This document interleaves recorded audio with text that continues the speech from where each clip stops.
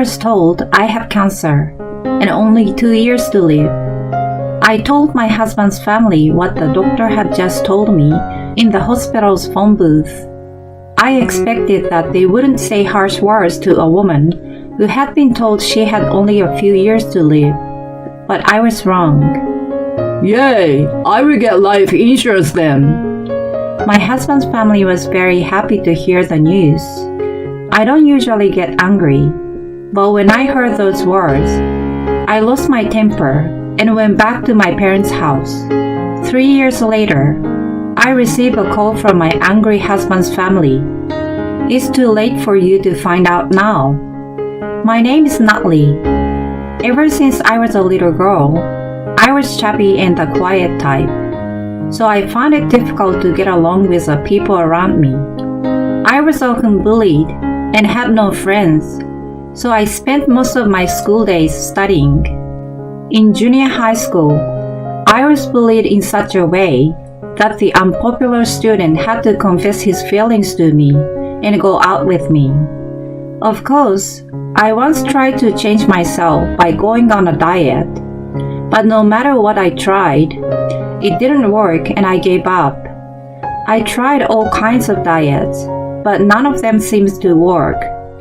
I tried things like supplements with the money I earned from my part-time job, but they all failed. At home, my mother was divorced and she was raising me as a single mother, so I could not talk to her about my problems at school. I did not want to cause unnecessary worry to my mother, who was doing her best to raise me by herself. She would ask me about school, but I would always lie and say that I was having a good time with my friends. However, I was able to get pretty good grades, probably because I worked so hard on my studies in such an environment. With this, I might be able to get a good job and repay my mother. Thinking that, I desperately went to job interviews at famous companies. I eventually got a job offer from one of those famous companies and started working right after graduating from college. I made some good friends at the company, started living on my own while I sent money home to my mother. 3 years after I joined the company, I was asked to go to a group blind date for the first time in my life. There, I met my current husband, Logan Lopez, who was a handsome man. Logan is the opposite of me, as he was the mood maker at the blind date and popular with the girls. In other words, if I'm the shadow, he is the light. Whenever I was asked about anything at the blind date, I would blurt out a simple answer and made sure I didn't stand out. I couldn't get used to the atmosphere, and halfway through blind date, I said I was going to get some fresh air and went out to the restaurant. While I was taking in the nice air, Logan came up to me there and we had a conversation. This is how I met my husband. I heard girls keeping an eye on me from that day on, but I wasn't afraid because Logan was there and he protected me. Not many years after we started dating, we got married and Logan became my husband. But I had no idea at the time that our days of happiness would turn into a nightmare. Excuse me, Natalie. I've always told you to finish cleaning by morning, haven't I?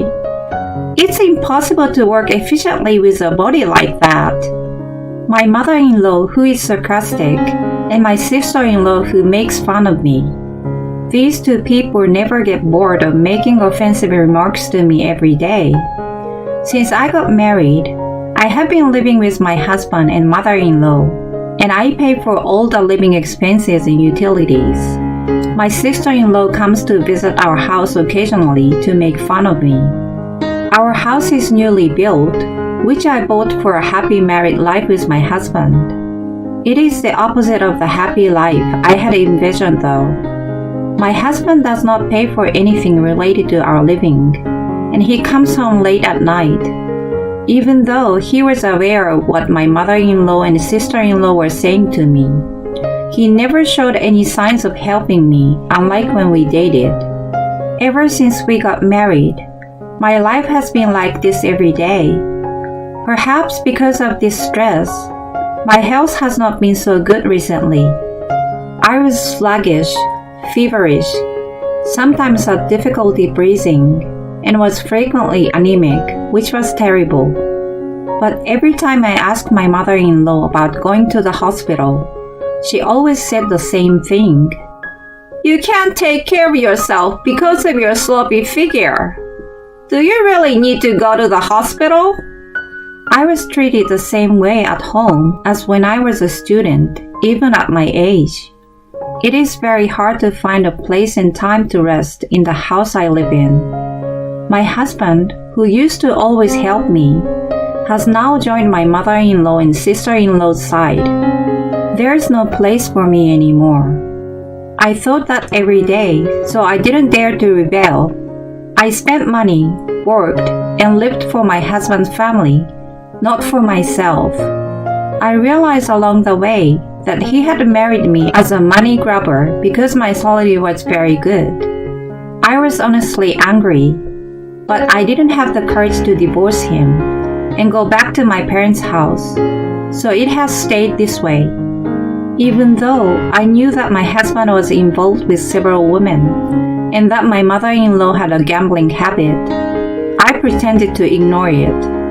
I had all the evidence I needed just in case, but my lack of courage prevented me from revealing it. However, if the opportunity arose, I would be able to proceed smoothly with this evidence. With that in mind, I kept the evidence in a safe place. The stress of my daily life continued to increase day by day, and I finally collapsed at work. I found myself in a hospital bed with an IV in my arm. I did not know why I was in the hospital. Soon after I woke up, a nurse came to me, followed by my doctor. Are you feeling alright? Yes, I'm fine. Have you felt any physical discomfort anywhere recently? Tiredness or nausea, for example? In response to my doctor's question, I tell him that I had been sluggish, feverish, sometimes had difficulty breathing, and was frequently anemic. The doctor told me that I would be kept in the hospital for a few days and left. The nurse said that after I collapsed at work, my boss found me right away and called an ambulance. The people at work have been very good to me, so I must thank them later. But to be honest, I was kind glad I didn't have to go home while I was in the hospital. No mother-in-law to nitpick and be sarcastic every day, and no sister-in-law to badmouth me. That night, I had a good night's sleep for the first time in years. However, I had a bad cough at the breakfast and did not feel very comfortable. Just the day after I was brought to the hospital, I began to notice more and more discomfort in my body, and I talked to my doctor about it. The doctor said he would extend my hospital stay and do a detailed examination. At this time, I had no idea what was happening to my body. 2 days later, when the tests were to take place, I began to feel my muscles weaken. The doctor told me that I should stay in the hospital for a month. I hadn't contacted anyone yet, but thought I should tell my family, so I decided to call home. Hello? Hello, this is Natalie. I'm calling because I'm actually going to be in the hospital for a month. Oh, really? It's so peaceful without you. Take care. Just please make sure to do the usual payments. My mother-in-law answered the phone and immediately hung up with only that when I told her I was going to be in the hospital. Well, I expected this, so I was not surprised. While being sarcastic, she asked me to make sure I paid the bills. I wondered what they would do if I didn't pay the rent, utilities, and other bills. I also happened to find out in the process of cleaning up the house that my mother-in-law actually owed a lot of money. She had been putting off the repayment of that debt for so long. that it had gotten to the point where she asked me to make the payment. It was shortly after we got married, so she wasn't that bad. But after I promised to make this payment, her attitude changed drastically. Looking back, I really wonder why I made that promise. However, not knowing what she would say if I rebelled now, and not having the courage to rebel either, I had no choice but to listen to my mother-in-law. Then, 2 weeks after I was hospitalized, my doctor came to my room. Good morning, Miss Lopez. I'm here to tell you the result of the test. Thank you very much.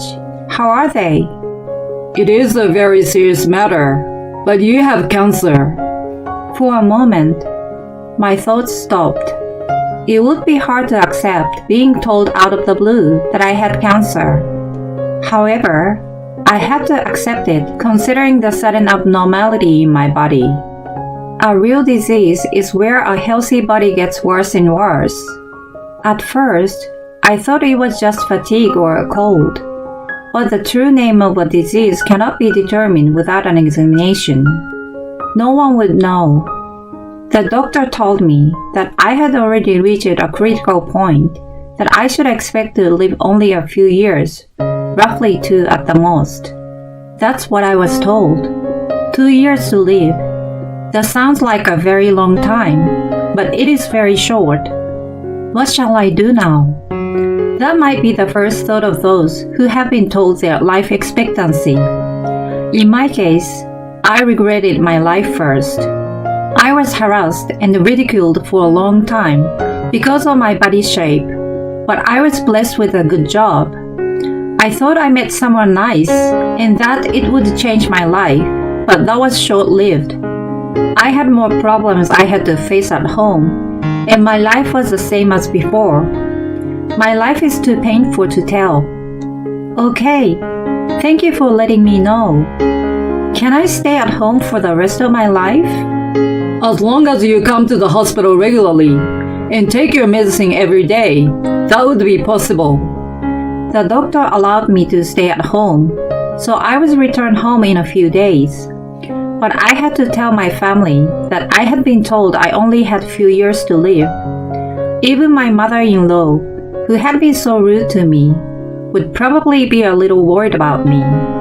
I made a phone call thinking that, but of course, that never happened. I have to tell you, I have been diagnosed with cancer and have only 2 years to live. Yay! I will get life insurance then. I have to think about what I'm going to buy with that. What? My mother-in-law seemed very happy to hear that I had so little time left to live.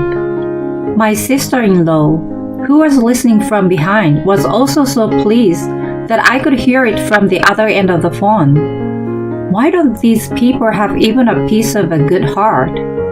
And then I heard my husband's voice, which sounded like he must have just returned.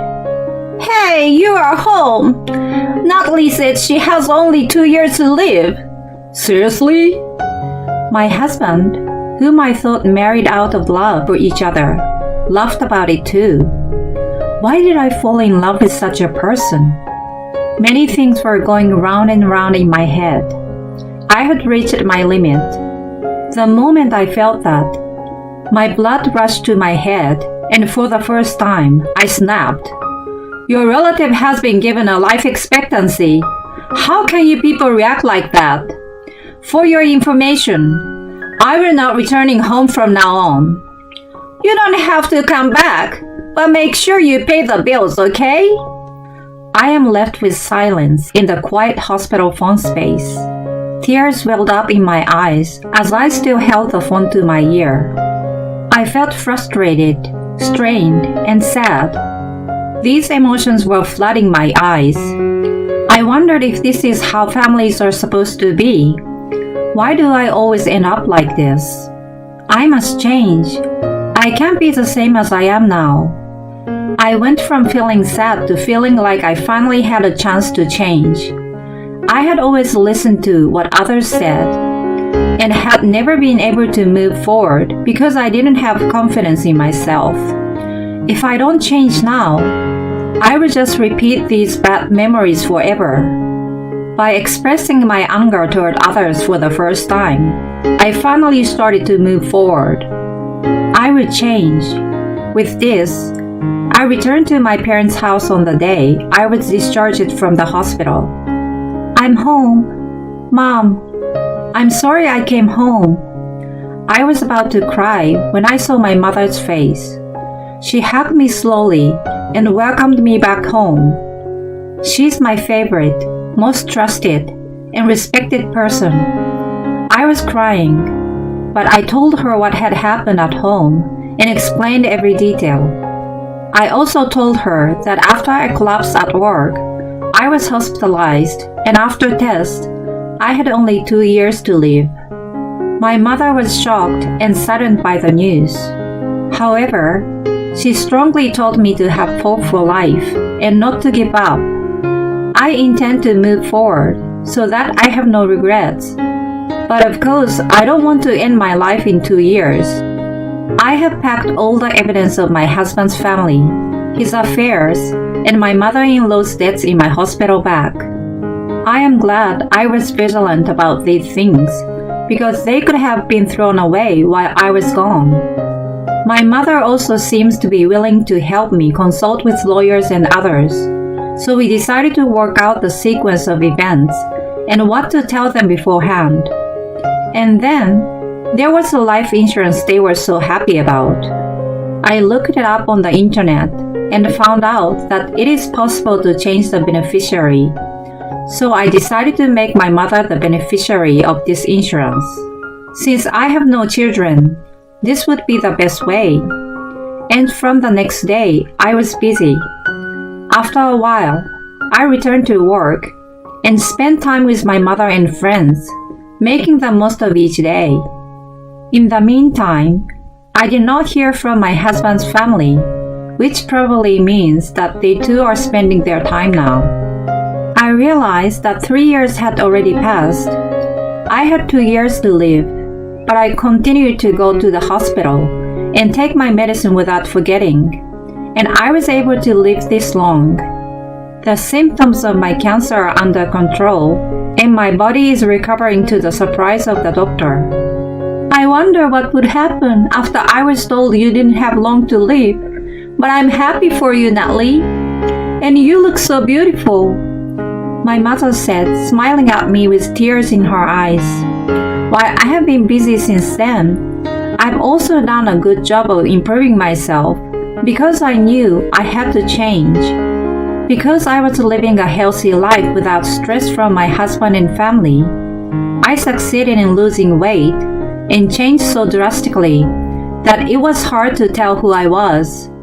Even at work, people were talking about how much I had changed, and I was well prepared with my lawyer. Suddenly, the phone rings. The caller is my husband. What are you doing right now? Our house is in a lot of trouble. What happened to the insurance money? My husband calls me and starts talking about debt collectors coming to their house and complaining about the fact that electricity and gas were cut off today.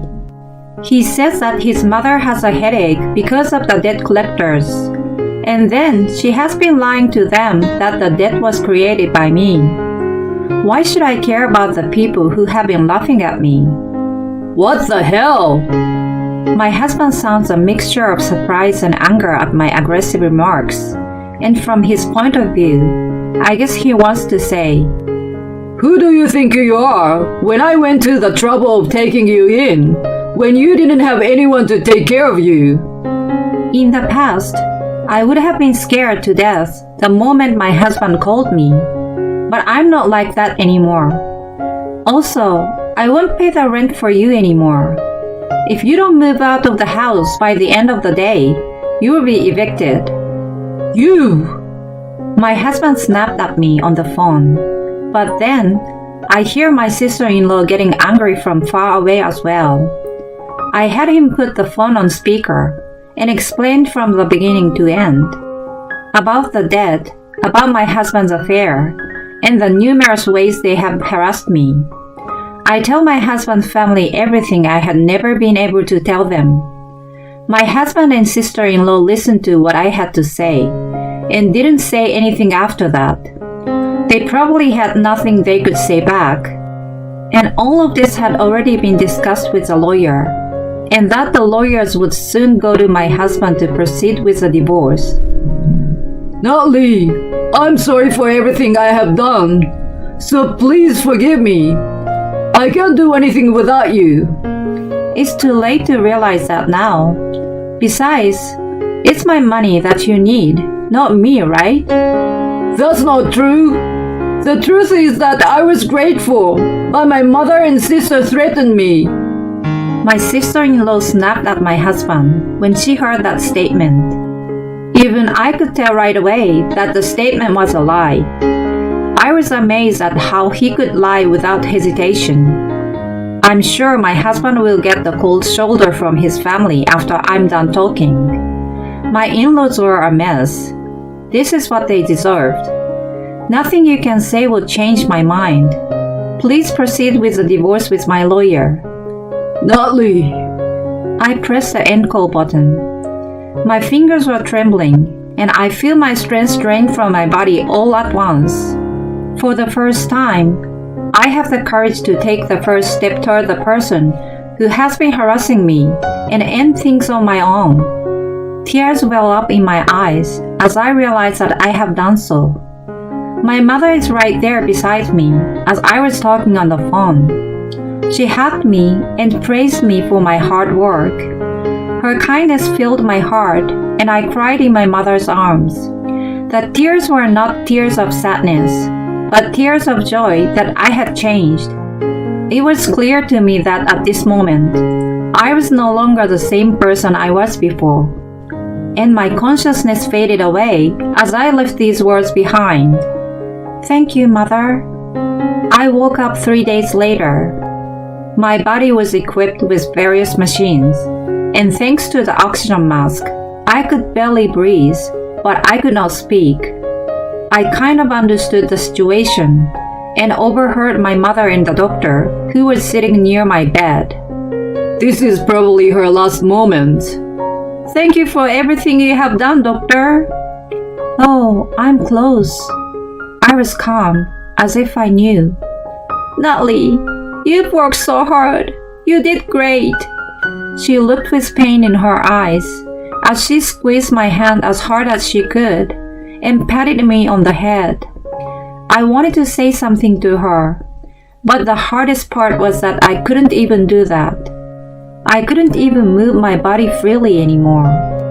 I wanted to express my gratitude directly to my mother, who was closest to me and helped me in so many ways. Natalie, after that, we were able to get a divorce for you. It was because you worked so hard. My mother tells me many stories as she cries, but even her words are becoming more and more distant from me. I can only hear the sound of a machine surrounding me. I felt my consciousness fading away, and I knew it was the end. I squeezed my mother's hand back with my last bit of strength, and I mouthed, "Thank you." God gave me a chance to change, and I properly accomplished that chance. So I don't have a single regret. If there's a next life, I would like to live as myself again.